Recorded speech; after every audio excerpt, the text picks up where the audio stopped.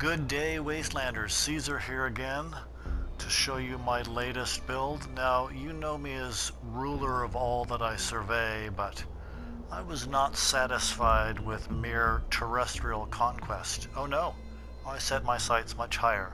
So without further ado, I would like to welcome you to the Nuka World Space Agency's newest facility, the Coulter Memorial Launch Center at Cape Canaveral. And yes, I did just say that. It was the best I could come up with. So, moving through the front gate, we can wave a jaunty hello to Phil, our security guard. Good morning, Phil. How are you, sir? How are the wife and kids? Anything? No? Well, then we'll just let you get back to Grognak. Now, as we tour the facilities, you may notice that some of the staff are not at their assigned positions. Others are a bit, shall we say, unresponsive. I don't know if it's some sort of a union thing, but management is aware. So this is the plaza with the Coulter Memorial Power Armor display. Moving up the stairs towards the Nuka World Space Agency's administrative building. Let's go on inside, shall we? So this is the reception area. This is our receptionist, Heather. Good morning, Heather. How are you? Now, you may have noticed that our reception area has a very large bottle, a Nuka-Cola bottle, in the middle of it. So it's shaped kind of like a rocket. I guess it's somewhat appropriate. So here we have a small waiting area for the press, foreign dignitaries, maybe rock stars perhaps, who might wish to come and tour the facilities. Now this is a restricted area, authorized personnel only. It appears to be secured with lasers, but I'm the flight director, so I'll just use my key card here. Swipe my key card. There we are. Access granted. So let's start our tour with the rocket assembly building, shall we? This is where our highly trained craftspeople create the rockets that we will send to the moon. You see rockets in various stages of assembly.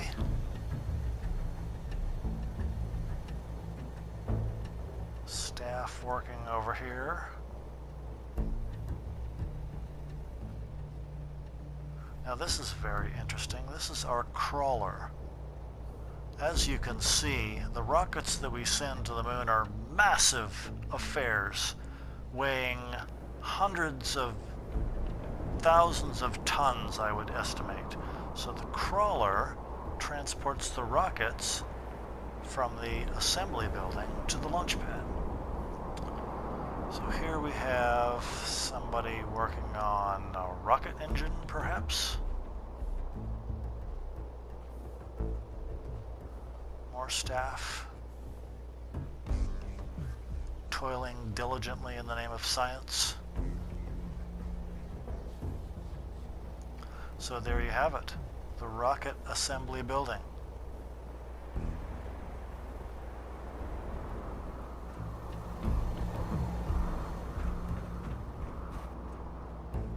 Next we will move to medical. This is the medical bay where all the medical requirements of our brave astronauts are attended to. There's the doc. Morning, Doc. How are ya?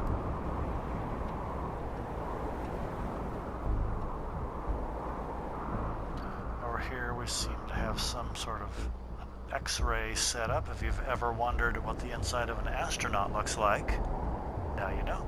There it is. We have some stationary bikes. Keep the old heart rate up. Nuka Girl is over here working away at a lab station.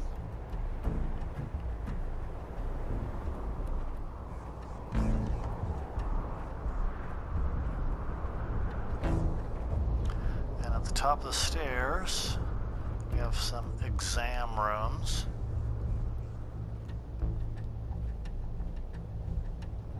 Oh, excellent. So I'd like you to meet the gentleman who will be flying tonight's mission. On the left we have Bust Aldrin. On the right we have Neil Armchair. Gentlemen, anything to say for the cameras? Are you excited? Nothing? Okay, well, they've got their game faces on, so we'll just leave them to it.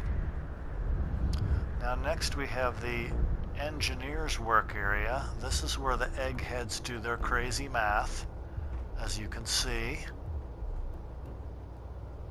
So we have sugar, we've got Mentats, coffee, and cigarettes. And that, my friends, is what powers the space race.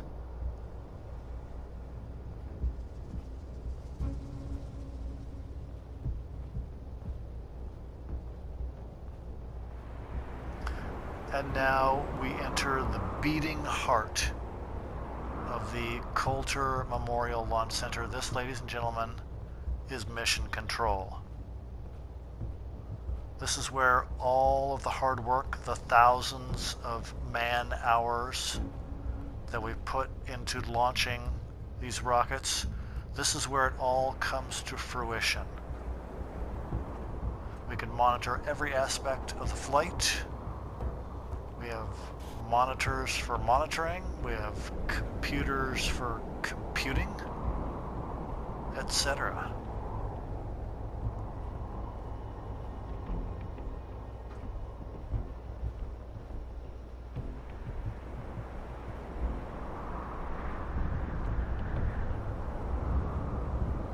Looks like Jangles is keeping his post, keeping the seat warm. Alright, ladies and gentlemen, this is all very exciting. So the only thing we have left to do is wait for tonight's launch. We have a launch, let's see what time it is. Oh, those are a little hard to read. Well, we have a launch scheduled for midnight tonight. So it's all very exciting, ladies and gentlemen. I will wait here on tenterhooks, as it were, and I will see you at midnight for the big launch.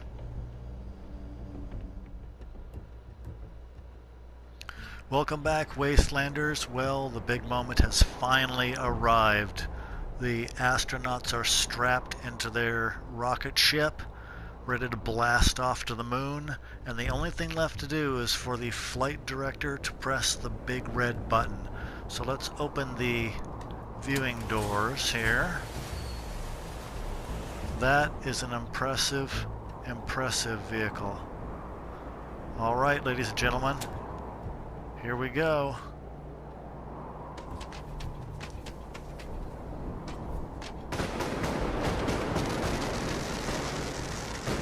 Feel the power of those engines.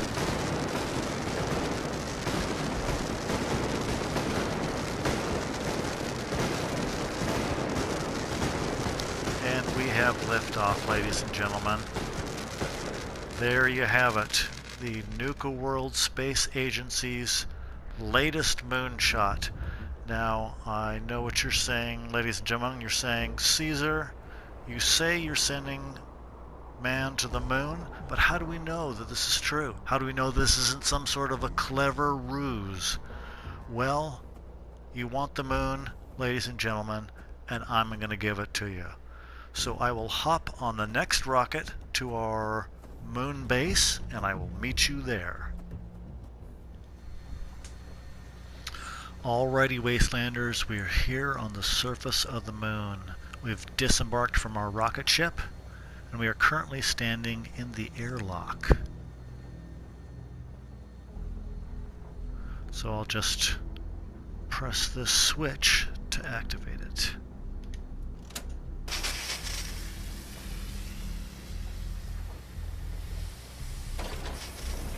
There we go. We may proceed. So this is the utility level. Check the status board. We can see it's a toasty 63 degrees below zero outside. Hope you brought your mittens. Take a quick peek upstairs.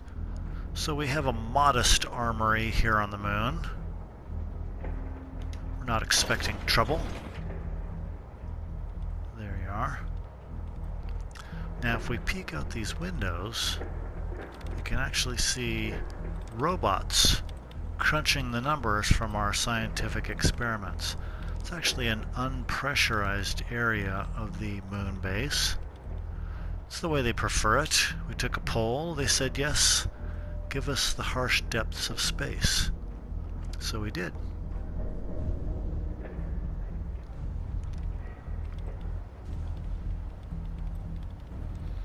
So here we have a couple of escape pods, pretty much mandatory for a moon base. On the right we have a small emergency medical station. Now this is part of the full-time staff here on the moon. This is astronaut Heather. Good day, Heather. It's a pleasure to see you here on the surface of the moon. Through this viewing window we can see the rocket that we just arrived on, and behind it, through the open bay door, the inky depths of space. This is a loader that we use to load and unload the rocket ships as they arrive. Looks like they're unloading science stuff. Now in order to proceed further into the lunar base, we have to take this transporter beam. So Heather, if you wouldn't mind, one to beam down. Thank you.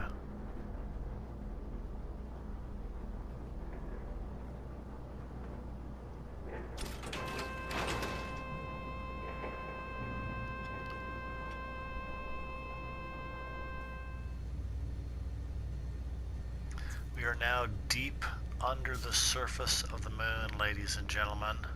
This is the primary level of our moon base. So let's take a look around.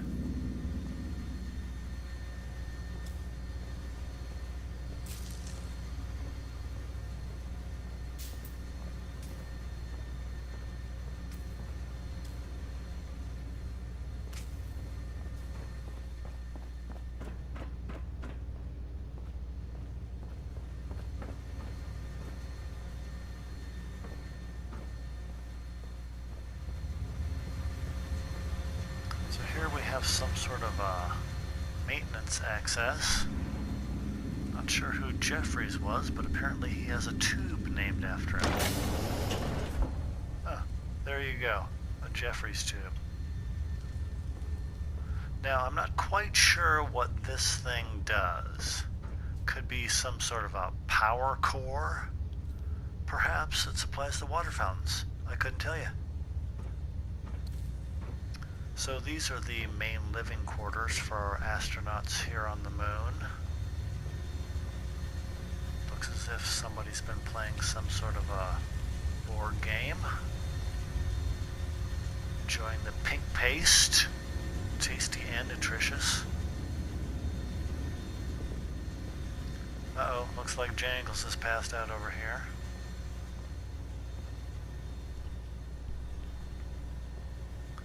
Have an entertainment system for the leisure hours. Now, I know what you're saying, ladies and gentlemen. You're saying, Caesar, what's the point of all this? Why should our tax dollars go to support your moon base? Is it so you can play 3D chess? It's some sort of an ego thing? Well, no, of course not. That's ridiculous. It's for science, ladies and gentlemen.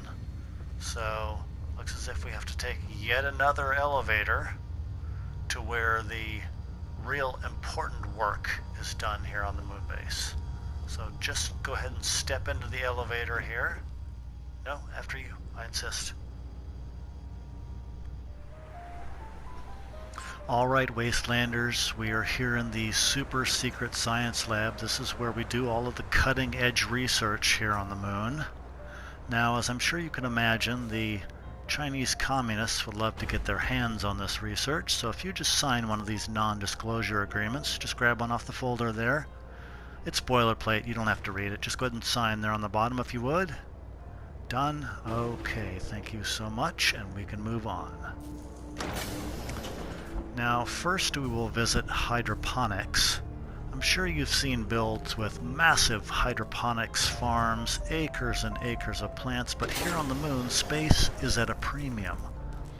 So we've developed a super Nuka carrot, or perhaps a Nuka super carrot. Either way, this single carrot provides all of the nutrition for our astronauts on the moon for an entire year. It's absolutely amazing what we're doing here on the moon, ladies and gentlemen. So here's another one of our astronauts. Her name, oddly enough, is also Heather. Hello, Heather. It's good to see you.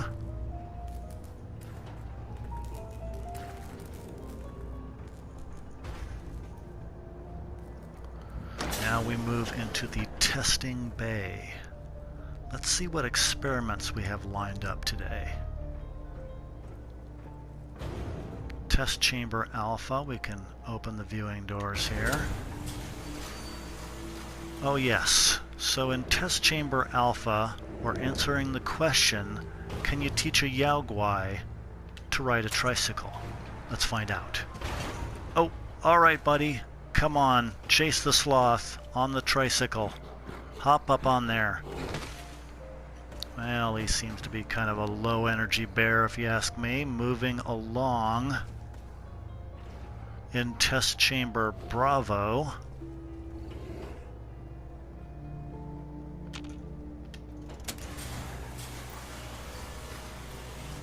Okay, here we answer the question, can you teach a ghoul to play baseball? Let's take a look, shall we? Alright buddy, grab the bat. Come on, grab the bat, take a good cut, just wait for your pitch. Oh. Uh-oh. Well. Oh no! Now there's a little chin music there. Alright, well.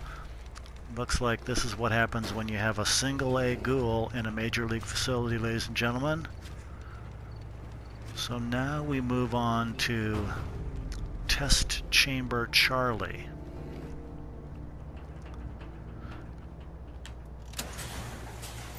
Okay, now in Test Chamber Charlie, in a blind taste test, will a red scorpion choose Vim or Nuka-Cola? Let's find out.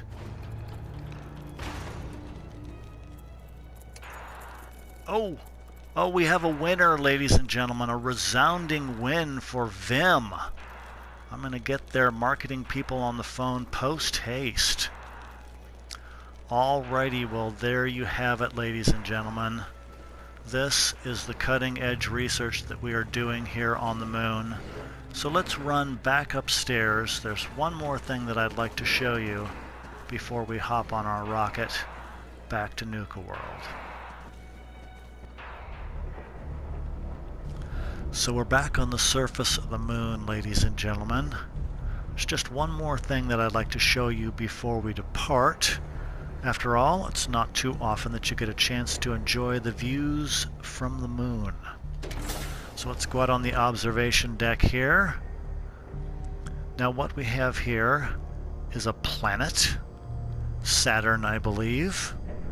Whichever one has rings, that's the one that this is.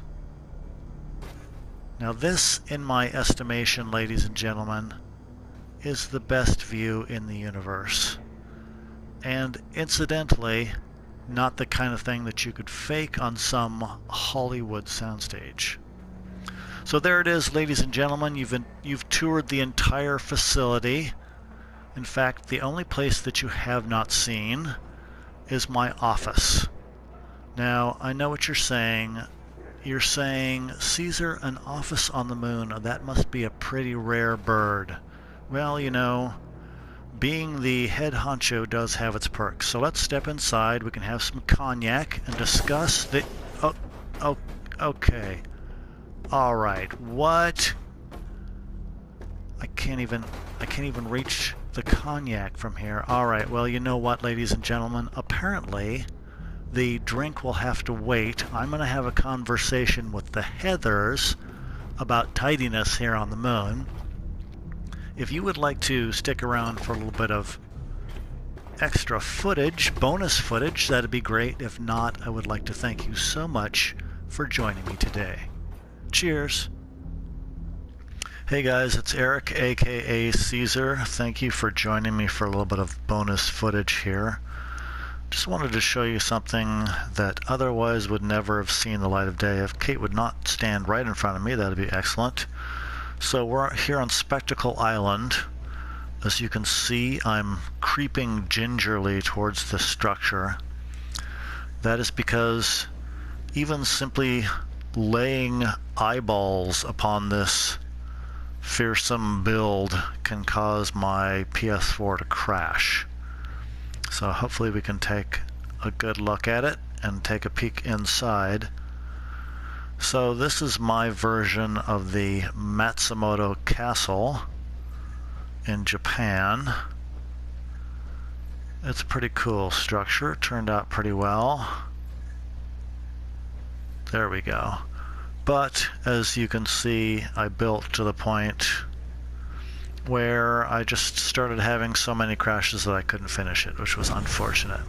So let's hop inside. There's just one thing I want to tell you while we're walking inside. I'd also like to give a big shout out to Paul at the Schooled Zone. As you can see from all these builds, there's absolutely no way I could have done any of this without the tips and tricks that I learned on the Schooled Zone. But I think the thing that I got the most out of those videos was just the idea of trying to look at items in a different way, use them creatively, and maybe turn things around and use them in ways in which they were not intended. So anyhow, this is what I wanted to show you inside. This is my fire-breathing dragon. He turned out pretty cool.